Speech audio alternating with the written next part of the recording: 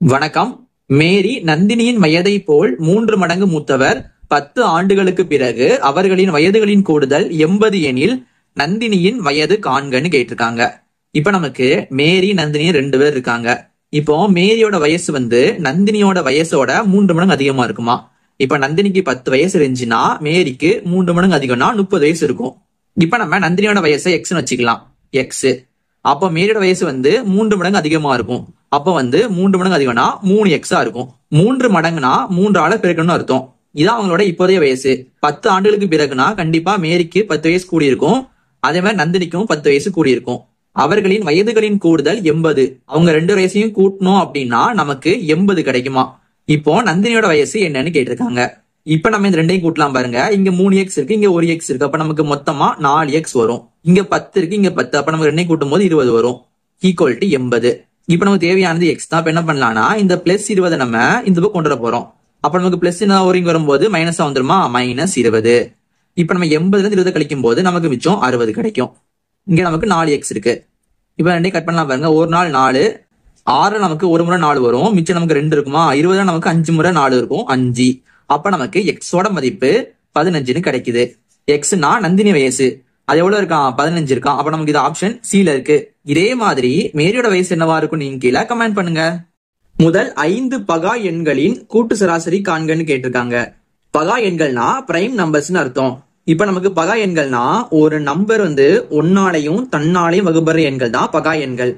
இப்ப நமக்கு 1ல இருந்து 50 வரை உள்ள பகா எண்கள் என்னெல்லாம் வரும்னா 2, 3, 5, 7, 11, 13, 17, 19, 23, 29, 31, 37, 41, 43, 47. இதான் 1ல இருந்து 50 வரை உள்ள பகா எண்கள். இப்ப நம்ம கேட்டிருக்கிறது முதல் 5 பகா எண்கள்னு கேட்டிருக்காங்க. அப்ப நமக்கு முதல் 5 பகா எண்கள்னா 1, 2, 3, 4, 5. இந்த 5 தான் முதல் 5 பகா எண்கள். இதோட சராசரி கேட்டிருக்காங்க.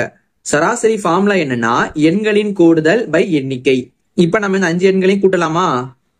2 கூட்டல் 3 கூட்டல் 5 கூட்டல் 7 கூட்டல் 11 பை எண்ணிக்கைனா மொத்தம் நமக்கு எத்தனை நம்பர் இருக்குதோ அதான் எண்ணிக்கை.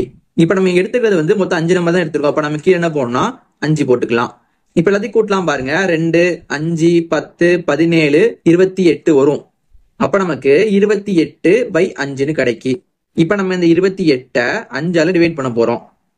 27 நமக்கு மொத்தம் 5 முறை வரும். 5 5 25 கிடைக்கும் போது நமக்கு மிச்சம் 3 வரும். இப்ப நம்ம இங்க நம்பர்ல என்ன பண்ணலாம்னா இங்க ஒரு புள்ளி வச்சுக்கிட்டு இங்க 0 போட்டுக்கலாம். 6 5 30. அப்ப என்ன போடலாம், மேல 6 போட்டுக்கலாம். இன்னும் கழிக்கும் போது 0. அப்ப நமக்கு ஆன்சர் 5.6 வருது. 5.6.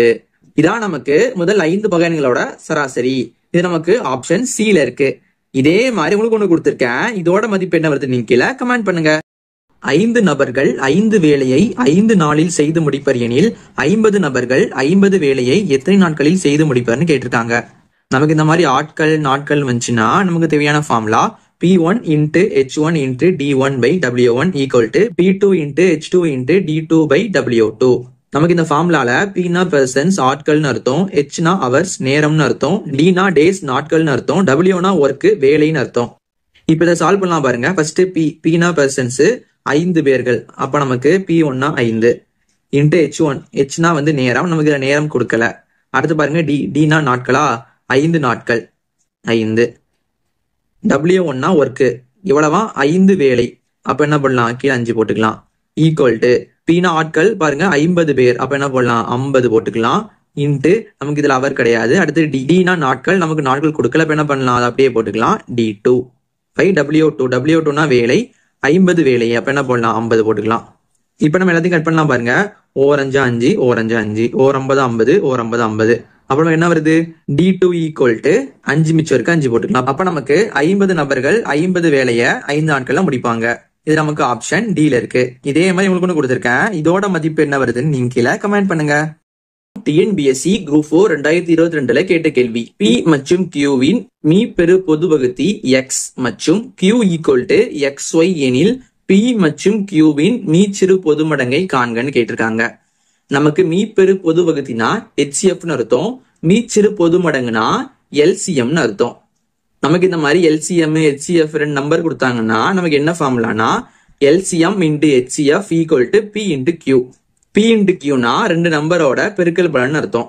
இப்ப நமக்கு முதல்ல எல்சிஎம் தேவை. நமக்கு எல்சிஎம் கொடுக்கல, அப்ப என்ன பண்ணது அப்படியே எழுதிக்கலாம். எல்சிஎம் இன்ட்டு ஹெச்எஃப்னா நமக்கு எக்ஸ்ன்னு கொடுத்துருக்காங்க.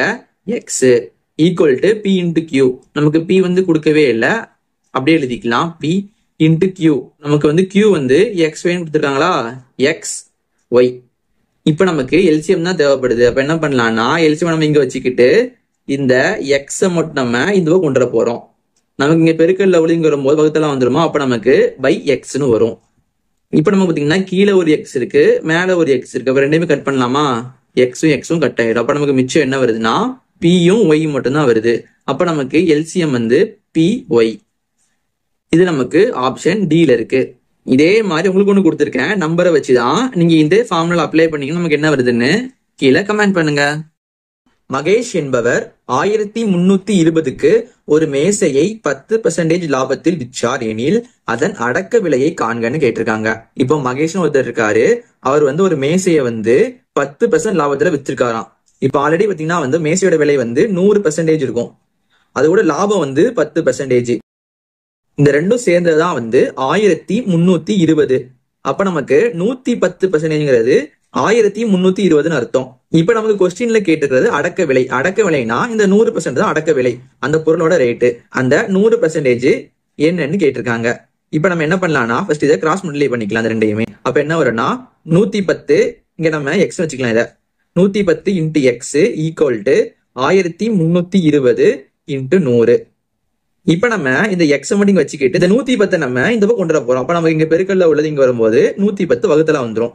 இப்ப நம்ம எல்லாத்தையும் கட் பண்ண வேண்டியதான். இங்க ஒரு 0, இங்க ஒரு 0. ஒவ்வொரு 11 இந்த 13ல நமக்கு ஒரு முறை 11 இருக்கும், மிச்சம் நமக்கு 2 இருக்கு. 22 நமக்கு 2 முறை வரும், அப்புறம் ஒரு 0. அப்ப நமக்கு 120 இன்ட்டு 10 இருக்கு. 120 இன்ட்டு 10னா நமக்கு 1200 வரும். இந்த 1200 தான் அந்த பொருளோட அசல் விலை. இதான் நம்ம அடக்க விலைன்னு சொல்லுவாங்க. அப்ப நமக்கு ஆன்சர் 1200. இது நமக்கு ஆப்ஷன் சில இருக்கு. இதே மாதிரி உங்களுக்கு ஒண்ணு கொடுத்திருக்கேன், இதோட மதிப்பு என்னவது நீங்க கீழே கமெண்ட் பண்ணுங்க. 16 புத்தகங்களின் அடக்க விலை 12 புத்தகங்களின் விற்பனை விலைக்கு சமம், இதன் லாப சதவீதம் காண்கன்னு கேட்டிருக்காங்க. நமக்கு இந்த மாதிரி கொஸ்டின் கேட்டிருந்தாங்கன்னா நமக்கு ஒரு ஈஸியான ஷார்ட்கட் ஃபார்முலா இருக்கு. அது என்ன ஃபார்முலானா highest value minus lowest value by lowest value into 100%. இப்ப நமக்கு ஹையஸ்ட் வேல்யூனா இங்க 16 இருக்கு, அதாவது ஹையஸ்ட் வேல்யூ பண்ண போட்டுக்கலாம், 16 போட்டுக்கலாம். மைனஸ் லோயஸ்ட் வேல்யூனா 12 போட்டுக்கலாம். அடுத்து பை லோயஸ்ட் வேல்யூனா 12 தானே, 12 போட்டுக்கலாம். இன்ட்டு 100%. இப்ப நம்ம இந்த 16ல இருந்து 12 கழிச்சோம்னா நமக்கு மிச்சம் 4 வருமா, 4 பை 12 இன்ட்டு 100%. இப்ப நம்ம கட் பண்ணலாம் பாருங்க, ஒரு நாள் 4, 3 நாங்கா 12. அப்ப நமக்கு மிச்சம் 100% பை 3 கிடைக்குது. இப்ப நம்ம ரெண்டையும் கட் பண்ணலாமா, ஒரு 3 3, 10ல நமக்கு 3 முறை வரும், மிச்சம் இங்க 1 வரும். 10ல திரும்பியும் 3 முறை வரும், மிச்சம் 1 வரும். திரும்ப நம்ம இங்க புள்ளி வச்சுக்கிட்டு இங்க 0 போட்டுக்கலாம். 10ல திரும்பியும் 3 வரும். இந்த மாதிரி நமக்கு 3 வந்துகிட்டே இருக்குது. அப்ப நமக்கு 33.333 வந்துகிட்டே இருக்கு. இப்ப நமக்கு இந்த புள்ளிக்கு அப்புறம் வந்து 3 இந்த மாதிரி வந்துச்சுன்னா நம்ம அதை 1/3 எழுதிக்கலாம். அப்ப நமக்கு ஆன்சர் என்ன வருதுன்னா 33. இந்த 0.3 பதிலா 1/3 போட்டுக்கலாம். அப்ப நமக்கு இதான் தேவையான ஆன்சர் 33 1/3%. இது நமக்கு ஆப்ஷன் டில இருக்கு. -7 power X plus 2 into -7 power 5 equal to -7 power 10 எனில் எக்ஸின் மதிப்பை காண்கன்னு கேட்டிருக்காங்க. இப்ப நம்ம இதை பண்றதுக்கு முன்னாடி நமக்கு ஒரு ஃபார்முலா தேவை. அது என்ன ஃபார்முலானா a power m into a power n equal to a power m plus n. இப்ப நமக்கு கீழே உள்ளது வந்து பேஸ்ன்னு சொல்லுவாங்க, மேல உள்ளது பவர்னு சொல்லுவாங்க.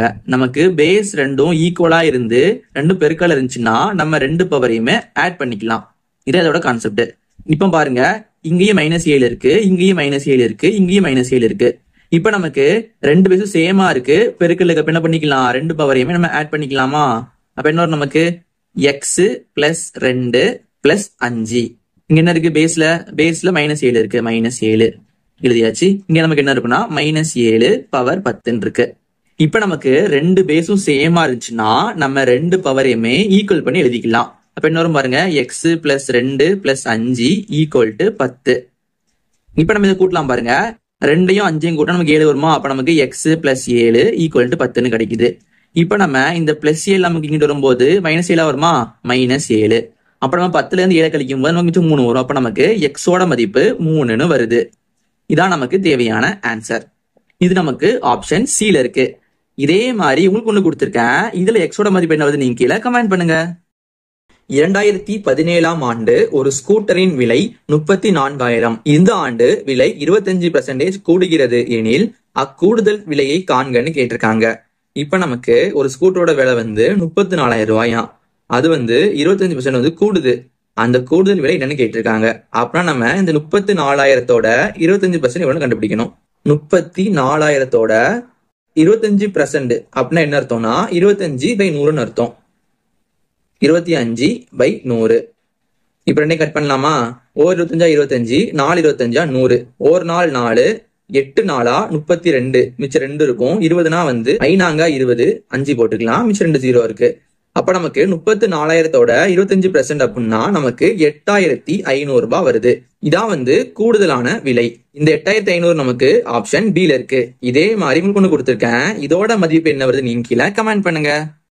சுரேஷ் என்பவர் 12,000க்கு இசைக்கருவிகளை வாங்கினார். விற்பனை வரி வீதம் 8% எனில் அவர் செலுத்திய தொகை எவ்வளவுன்னு கேட்டிருக்காங்க. இப்ப சுரேஷ் வந்து இசைக்கருவிகளை 12,000 வாங்குறாரு. அது கூட அவருக்கு வரி வந்து 8% போடுறாங்க. அப்ப அவர் வந்து 12,000 கட்டியிருப்பாரு. அது போக 8% வரியும் கட்டியிருப்பாரு. அந்த மொத்த தொகை எவ்வளவுன்னு கேட்டிருக்காங்க. இப்ப நமக்கு 12,000தோட 8% வரி, 8%னா 8/100ன்னு போட்டுக்கலாம். அது எவ்வளவுன்னு பாக்கலாமா? முதல் 2 0 கட் பண்ணிக்கலாம். அடுத்தீங்க 2 0. அடுத்தீங்க 120 × 8 இருக்கு. 8 பரண்டா நமக்கு 96 கிடைக்கும். அப்புறம் ஒரு 0 எடுத்து போட்டுக்கலாம். அப்ப நமக்கு 8% அப்படிங்கிறது 960 ரூபாய் கிடைக்குது. அப்போ அவர் எவ்வளவு கட்டியிருப்பாரு? இசைக்கருவி வந்து 12,000 ரூபாய். அது போக 8%னா 960 ரூபாய். அப்புறம் மொத்தம் எவ்வளவு வரும்? 12,960 ரூபாய் அவரு கட்டிய தொகை. இதே ஒருவேளை வரி வீதம் வந்து 20%னா அவர் எவ்வளவு கட்டியிருப்பாருன்னு நீங்க கீழே கமெண்ட் பண்ணுங்க. சதுரத்தின் மூலை விட்டம் 6 சென்டிமீட்டர் எனில் சதுரத்தின் பரப்பளவை காண்கன்னு கேட்டிருக்காங்க.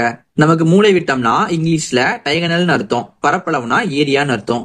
இப்ப நமக்கு சதுரத்தோட மூலை விட்டம் கொடுத்து அதோட பரப்பளவு கேட்டாங்கன்னா அதுக்கு தேவையான ஃபார்முலா D = √2 × ஏரியா. நமக்கு Dனா டைகனல், ஏரியானா பரப்பளவு. இப்ப நம்ம இதில் அப்ளை பண்ணலாம் பாருங்க. இங்க D போடணும். Dனா மூலை விட்டம், நமக்கு மூலை விட்டம் வந்து 6 கொடுத்திருக்காங்க. அப்புறம் 6 போட்டுக்கலாம். 6 = √2 × ஏரியா. தெரியாது என்ன பண்ணலாம், அப்படியே போட்டுக்கலாம் ஏரியாவை. இப்ப நமக்கு இங்க ரூட் இருக்கு. இதை நம்ம கேன்சல் பண்றதுக்காக ரெண்டு பக்கமும் ஸ்கொயர் பண்ண போறோம். இங்கேயும் ஸ்கொயர் பண்றோம், இங்கேயும் ஸ்கொயர் பண்றோம். நமக்கு இங்க ஸ்கொயரும் ரூட்டும் கேன்சல் ஆயிரும். இங்க நமக்கு 6 ஸ்கொயர்னா 6 × 6ன்னு வரும். 6 6 நமக்கு 36 வரும். 36 = இங்க நமக்கு 2 × A இருக்கும். இப்ப நமக்கு தேவையானது A மட்டும் தான். அப்ப என்ன பண்ணலாம்னா இந்த 2 நம்ம இந்த பக்கம் கொண்டு வர போறோம். அப்ப நமக்கு இந்த 2 இங்க பெருக்கல்ல உள்ளது இங்க வரும்போது நமக்கு வகுத்தலா வந்துடும். இப்ப நம்ம 2 கட் பண்ணலாமா? 2 2, 3 நமக்கு ஒரு முறை 2 இருக்கு, மிச்சம் 1. 16 நமக்கு 8 முறை இருக்குது. அப்ப நமக்கு ஏயோட ஆன்சர் 18ன்னு கிடைக்குது. ஏன்னா பரப்பளவு தானே. அப்ப என்ன போடணும்? பரப்பளவுனா இங்க நமக்கு சென்டிமீட்டர் ஸ்கொயர் போட்டுக்கணும். அப்ப நமக்கு ஆன்சர் 18 சென்டிமீட்டர் ஸ்கொயர். இது நமக்கு ஆப்ஷன் C ல இருக்கு. இதே மாதிரி உங்களுக்கு ஒண்ணு கொடுத்திருக்கேன். இதோட மதிப்பு என்ன நீங்க கீழே கமெண்ட் பண்ணுங்க.